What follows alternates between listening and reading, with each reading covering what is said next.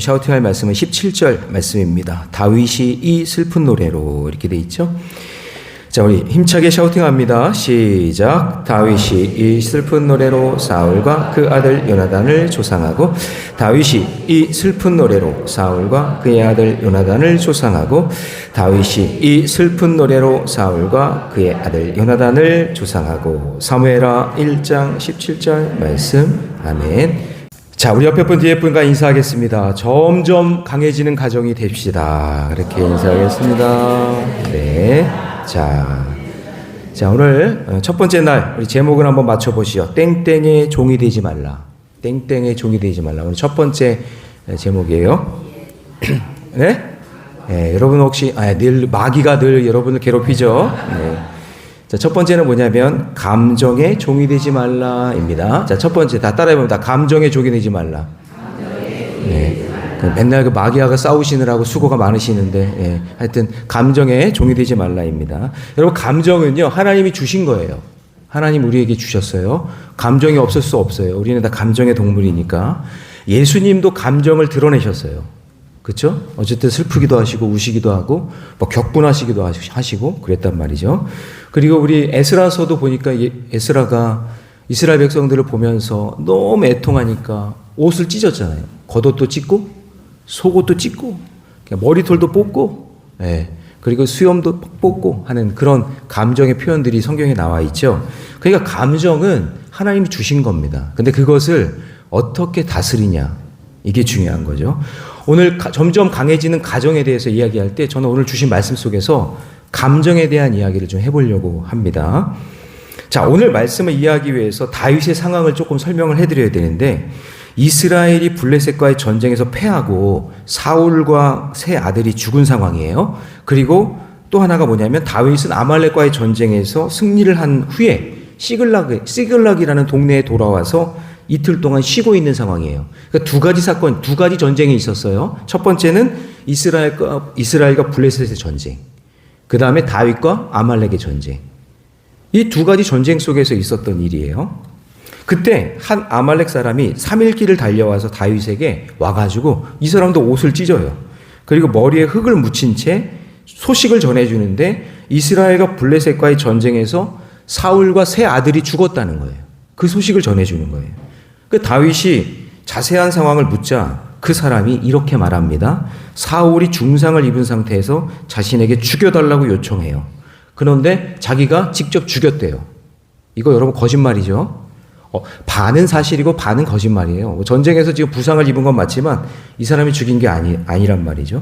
사울의 왕관과 팔찌를 가져왔어요. 그러니까 자기가 죽였으니까 자기가 죽였다는 증거로 사울 왕의 왕관과 팔찌, 왕을 표현하는 팔찌를 가져다가 다윗에게 줬다는 얘기예요. 그러면서 거짓 정보를 주면서 그걸로 자기가 공로를 받으려고, 다윗이 사울에게 맨날 쫓김을 당했으니까 이 사람이 그런 정보를 알고는 내가 이렇게 사울을 죽였다 그러고, 그리고 이렇게 증거로 왕관이랑 팔찌를 가져오면 그러면 다윗이 나에게 상을 주겠지, 칭찬해 주겠지, 그렇게 생각을 한 거죠. 자, 그때 다윗이 감정이 흔들리지 않아요. 이 아말렉 사람의 거짓된 이 악함을 보고 하나님께 기름 부은 왕을 죽인 죄를 물어서 그 자리에서 심판을 합니다. 한번 읽어볼까요? 15절 시작. 다윗이 청년 중 한 사람을 불러 이르되 가까이 가서 그를 죽이라 하매 그가 침에 곧 죽여버립니다. 흔들리지 않아요. 여기까지 보면 다윗의 지금 감정은 아마 어쩌면 복잡했을 거예요. 왜냐? 원수 같은 사울이 죽었잖아요. 자기를 맨날 죽이려고 했던 사람인데, 또 하나는 반면에 자기를 그렇게 사랑했던 요나단도 죽었고, 복잡한 거예요 지금. 게다가 그럼 이제 내가 왕이 되는가? 사울이 죽었으니까, 기름 부음을 받았으니까. 그리고 또 반면에 이스라엘이 블레셋에게 망했으니까, 패했으니까 이게 엄청 놀라운 일이면서 슬프고 기대도 되면서 걱정이 되는 그런 복잡한 상황인 거예요, 마음이. 그런데 다윗은 이 복잡한 감정을 어떻게 신앙의 힘으로, 믿음의 힘으로 이제 극복하고 있다는 얘기죠. 그래서 여러분 가정에 오늘 간절히 기도할 게 뭐냐면, 하나님 우리 가정 안에 감정을 다스릴 수 있는 마음을 주세요. 대부분 여러분 감정에서 지거든요. 그 첫 번째는 뭐냐면, 내 감정을 잘 처리하기 위해서는 먼저 하나님 앞에 나와야 돼요. 자, 여러분 12절. 이 사건이 일어났을 때 다윗이 이렇게 선택을 합니다. 12절 시작. 사울과 그의 아들 요나단과 여호와의 백성과 이스라엘 족속이 칼의 죽음으로 말미암아 어떻게 해요? 저녁까지 슬퍼하며 울며 금식했다는 거예요.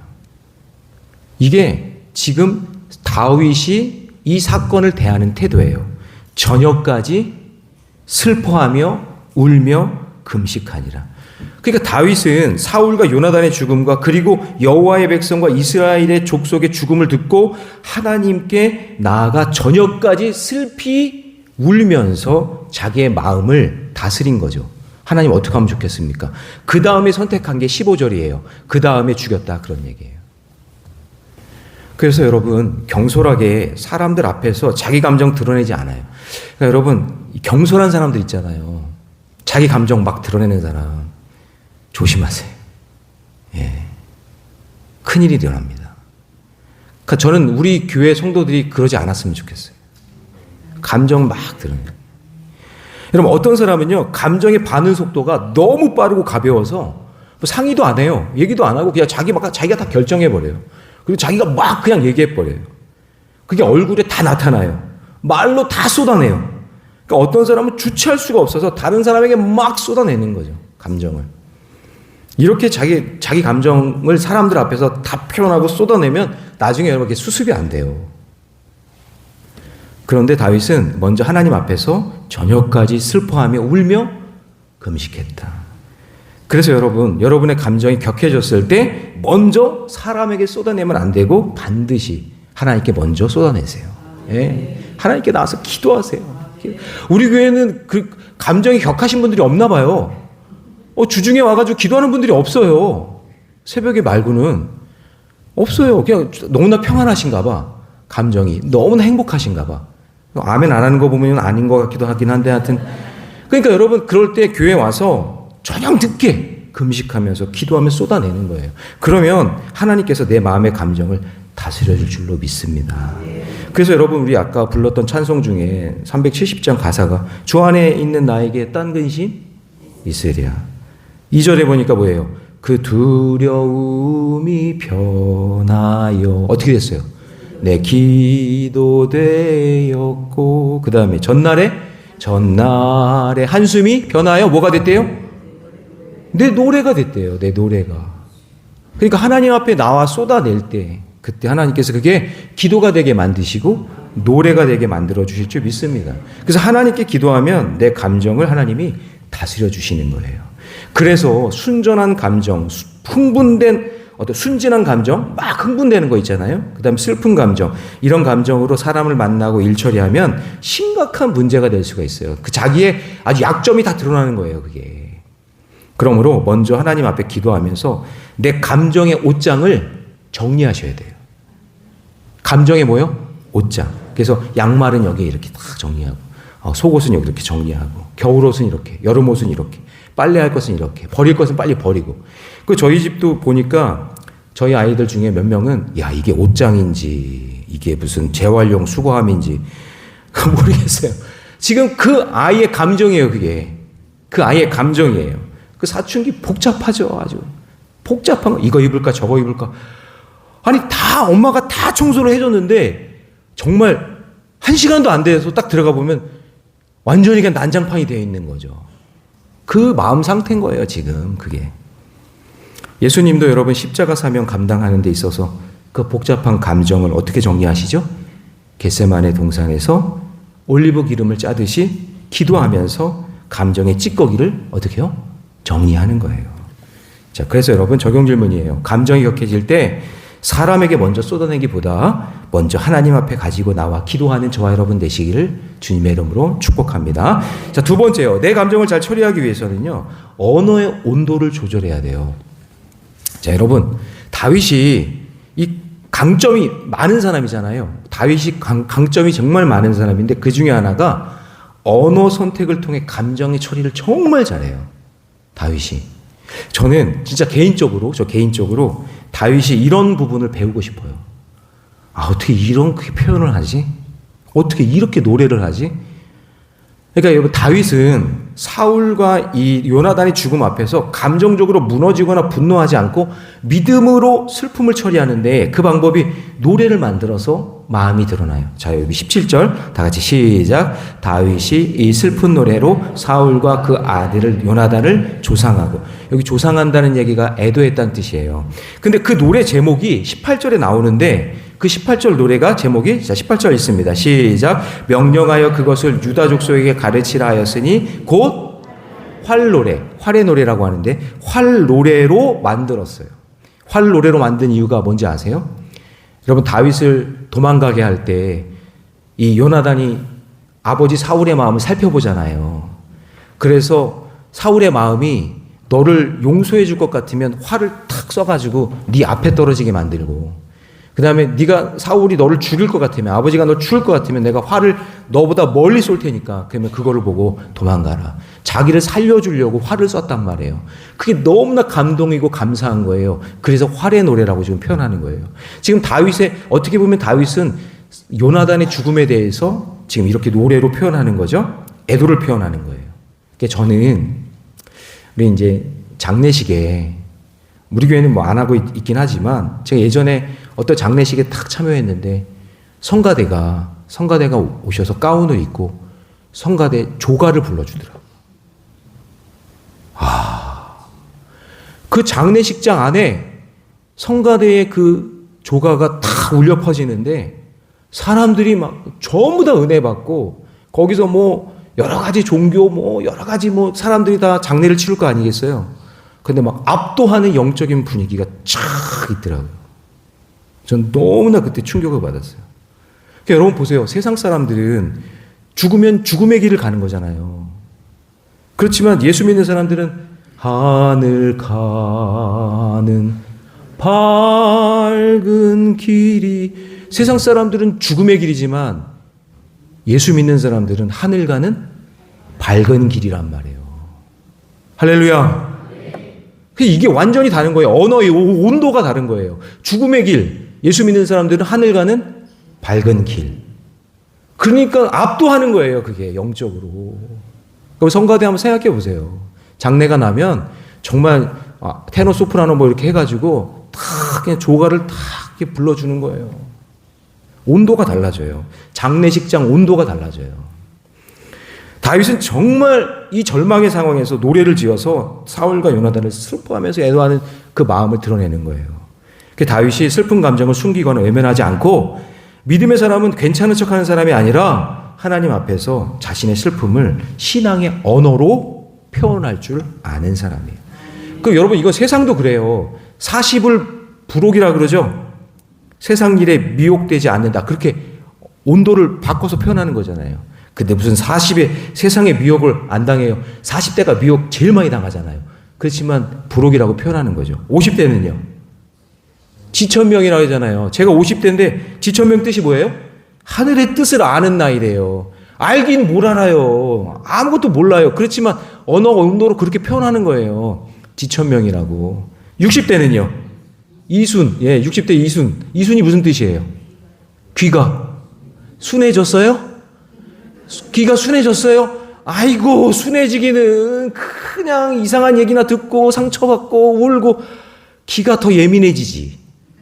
그래도 이순이라고 온도를 높여서 그렇게 표현해 주는 거예요. 70은요? 아니, 고의라고 그러잖아요. 고의. 그렇죠? 고의란 뜻이 뭐예요? 뜻대로 행동해도 도리어 어긋나지 않는 나이? 아이고, 70대 보니까 엄청 실수 많이 하던데 뭘. 근데 그렇지 않지만 그렇게 표현해 주는 거예요. 그게 뭐예요? 언어의 온도를 높여주는 거죠. 그러니까 여러분, 교회도 마찬가지예요. 교회도. 권사님, 아니, 제가 뭐 목사의 자격이 있어서 목사님 이렇게 부르는 게 아니라 높여서 불러주는 거죠. 권사님, 장로님, 집사님. 그러니까 야, 너 이렇게 하지 마세요. 예? 야, 너 야, 이름 부르고 그러지 마세요. 그 사람을 높여주는 거예요. 권사님, 집사님, 장로님 이렇게 높여주는 거예요. 그게 언어의 온도를 높여주는 거란 말이에요. 존칭을 그렇게 불러주는 거예요. 옛날 어렸을 때부터 그냥 빨개 벗고 다닐 때부터 봤다고 그냥 야, 너 그거 완전히 무시하는 거잖아요. 언어의 온도가 천박한 거예요. 그거는. 높여줄 수 있는 언어의 온도가 필요한 거죠. 그래서 높여주는 거예요. 자, 보세요. 솔직히 사울이 다윗을 오랫동안 괴롭혔던 사람이잖아요. 근데 다윗이 사울의 실수와 실패를 높여줘요. 자, 19절 말씀 같이 있습니다. 다 같이 시작. 이스라엘아, 내 영광이 산 위에서 죽임을 당하였도다. 오라, 두 용사가 엎드려졌도다. 이렇게 보세요. 이스라엘의 영광이라고 표현해 주잖아요. 할렐루야. 예. 자, 그럼 왜 다윗은 사울과 요나단을 이스라엘의 영광으로 표현했을까요? 사울과 요나단이 어떤 삶을 살았는지 간에 사울은 이스라엘의 첫 번째 왕으로서 나라를 세웠잖아요. 그리고 블레셋과 싸웠던 왕이었잖아요. 그러니까 사울을 통해서 받은 그 고난이 많았지만 그러나 그게 반면교사가 되었고 자기 인생에 있어서 첫 번째 왕이었던 그 사람에 대해서 높여주는 거예요. 저 사울이 날 죽이려고 그랬어. 나쁜 놈이야. 이렇게 표현하는 게 아니라 이스라엘의 영광이었다. 요나단도 마찬가지. 그래서 여러분, 여러분의 가정에 언어의 온도를 높이세요. 내 아내, 내 남편, 내 자녀들에게 함부로 말하지 마세요. 야, 너! 이렇게 말하지 마세요. 어이! 그렇게 부르지 마세요. 영광의 존재로 부르세요. 부모를 바라볼 때 하나님이 내 삶에 세우신 영광의 존재로 부모님을 바라보세요. 배우자 함부로 판단하지 말고 하나님께서 함께 걷는 영광의 존재로 배우자를 바라보세요. 그리고 내 자녀, 내 소유물이 아니니까 네, 하나님의 형상으로 지으신 영광스러운 존재로 바라보시기 바랍니다. 우리 옆에 사람, 가족이 있다면, 우리 성도가 있다면 당신은 영광스러운 존재입니다. 그렇게 칭찬해 봅시다. 네. 안 되죠? 어색하죠? 해봤어야지 이거를. 안 해봤으니 맨날 야, 너, 어이 이렇게만 부르니 영광스러운 존재로 바라볼 수 있게 되기를 바랍니다. 그럴 때 그 가정이 점점점 강해지는 가정이 되는 거예요. 감정적으로 말해요. 그냥 맨날 그냥 서로 허물만 바라보고 약점만 바라보고 그냥 비난이나 하고 그러면 온도가 계속 떨어지는 거예요. 여름이 와도 추워요. 따뜻한 이불을 덮어도 추워요. 그래서 다윗은 이 상황을 믿음의 공동체 함께 나누고 있는 거예요. 이 노래를 어떻게 하래요? 18절 같이 있습니다. 시작. 명령하여 그것을 유다 족속에게 가르치라 하였으니 곧 활의 노래라 야살의 책에 기록되었으되 유다 족속에게 가르치고 그걸 기록하라고 명령하고 있는 거죠. 그래서 슬픔을 혼자 감당하지 않고 언어의 온도를 높여서 공동체가 함께 기억하고 함께 애도하게 하는 거죠. 적용 질문 드립니다. 상처와 분노의 언어보다 은혜와 회복의 언어를 선택하는데 언어의 온도차로 점점점 강해지는 그런 가정 되시기를 주님의 이름으로 축복합니다. 자, 그 다음에요. 세 번째는 뭐냐면 상처를 은혜로 덮어야 된다는 얘기예요. 사울과 요나단이 죽어요. 그리고 이스라엘 백성들이 죽은 그 복잡한 감정을 은혜로 덮는데, 자, 23절 말씀 같이 있습니다. 다 같이 시작. 사울과 요나단이 생전에 사랑스럽고 아름다운 자애러니 죽을 때에도 서로 떠나지 아니하였도다. 그들은 독수리보다 빠르고 사자보다 강하였도다. 여러분, 한 나라의 왕과 왕자가 전쟁에서 함께 죽는 것은 이게 정말 큰 상처 아니에요? 여러분, 어떤 한 가정에 있는데 거기서 아버지와 아들이 죽었다고 해보세요. 그것처럼 슬픈 일이 어디 있어요? 다윗이 나쁜 마음만 먹으면 사울이 나 괴롭힌 것만 생각하면 이걸 충분히 악하게 다 표현할 수 있어요. 나쁜 놈이라고, 잘 죽었다고, 내 저럴 줄 알았다고 그렇게 비방할 수 있단 말이에요. 여러분 그러지 않았어요 혹시? 회개하셔야 돼요. 자녀들 앞에서 그랬다면 여러분 회개하셔야 돼요. 자녀들이 그거 안 듣는 것 같지만 다 듣고 있어요.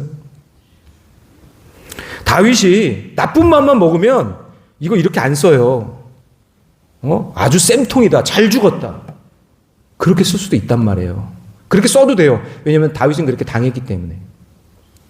그러나 다윗은 블레셋과 싸우다가 전사한 이 사울과 요나단을 사랑스럽고 아름다운 자라고 표현하면서 독수리보다 빠르고 사자보다 강하게 싸웠다.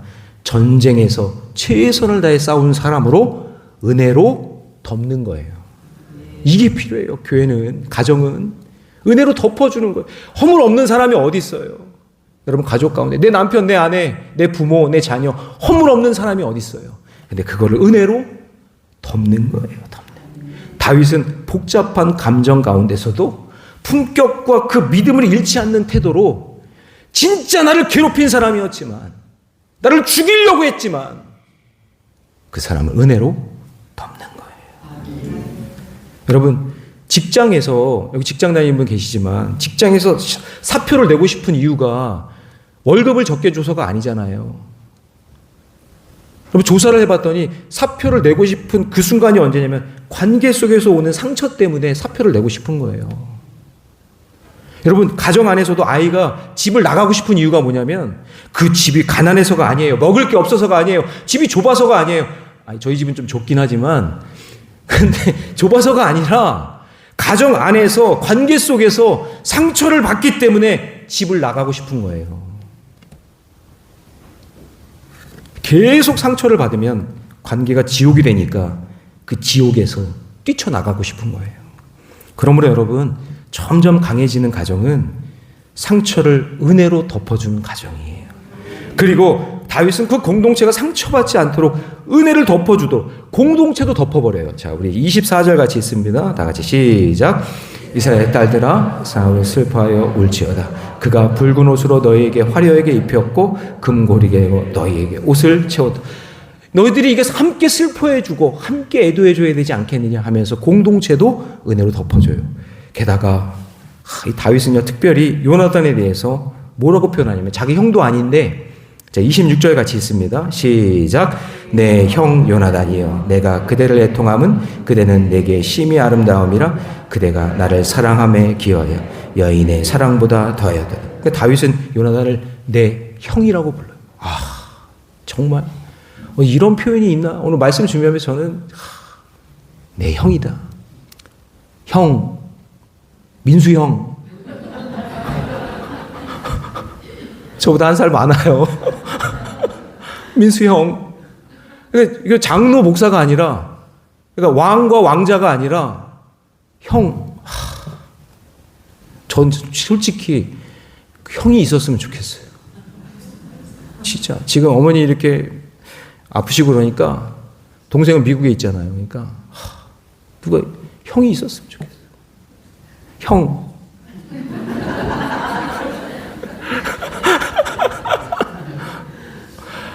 그러니까 여러분, 지금 요나단이, 여러분 이 언어의 온도를 보세요.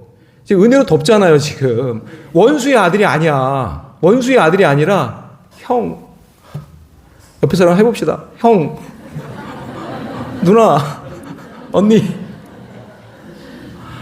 여러분, 이게 엄청난 거예요. 이게 은혜로 덮어버리는 거예요. 이게 지금.